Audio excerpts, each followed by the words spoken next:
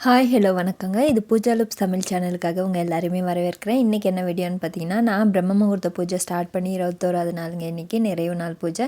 நான் வந்து ரொம்ப நல்லபடியாக இன்றைக்கி 21 நாள் பூஜையை முடிச்சிட்டேங்க. இந்த 21 நாள் எப்படி போச்சுன்னே தெரியலைங்க. நல்லபடியாக நான் என்னால் முடிஞ்ச அளவுக்கு பூஜையை முடிச்சிட்டேங்க அந்த டைமுக்குள்ளார. அதுக்கப்புறம் போல தாங்க இன்றைக்கி 21வது நாளில் காலையில் ஒரு 4 மணிக்கெல்லாம் எழுந்து குளிச்சுட்டு பூஜை வேலையெல்லாம் ஸ்டார்ட் பண்ணியாச்சுங்க. எப்பவுமே நிலவாசலை க்ளீன் பண்ணிவிட்டு பூஜை ரூமையும் க்ளீன் பண்ணிவிட்டு அதுக்கப்புறமா தாங்க கோலமெல்லாம் போட்டுட்டுங்க. அரிசி மாவில் டெய்லியுமே கோலம் போடுவோங்க. நல்லா நீட்டாக கோலம் போட்டுட்டு அதுக்கப்புறம் பார்த்தீங்கன்னா விளக்கெல்லாம் ஏற்றி வைக்கும் போது பார்த்தீங்கன்னா ஒரு 5:15 ஆயிடுச்சுங்க. விளக்கெல்லாம் ஏற்றி முடிச்சுட்டு அப்புறம் தீப தூப ஆராதனையெல்லாம் காட்டி நெய்வேத்தியமாக வச்சுட்டேங்க.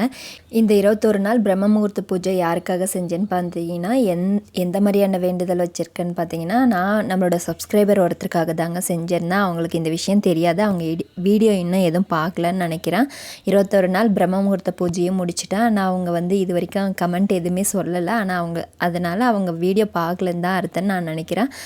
அவங்களோட பசங்களுக்கு வந்து பார்த்திங்கன்னா பேச்சு இன்னுமே வரலைங்க. 7 இயர்ஸ் ஆயிடுச்சு பையனுக்கு. அவங்க பையனுக்கு வந்து ஆப்ரேஷனும் பண்ணியிருக்காங்க. காது வந்து கேட்காதுன்றதுனால அவங்க அந்த மாதிரி பண்ணும்போது எந்த மாதிரியான வேண்டுதல் எல்லாம் வைக்கலாம்க்கா கொஞ்சம் சொல்லுங்கள் அப்படின்னு சொல்லி எங்கிட்ட கேட்டிருந்தாங்கங்க. நான் வந்து அவங்களுக்கு வந்து வாராகி அம்மா அதுக்கப்புறம் முருகர் இவங்க 2 பேரையும் நீங்கள் கண்டிப்பாக தொடர்ந்து பூஜை பண்ணிட்டு வாங்க. அவங்களுக்கு கடவுளோட அருளால் அவங்களுக்கு வந்து பேச்சும் அதுக்கப்புறம் பார்த்திங்கன்னா நல்லா காது கேட்குற திறன் கிடைக்கும்னு சொல்லிட்டு நான் அவங்களுக்கு சொல்லியிருந்தேங்க.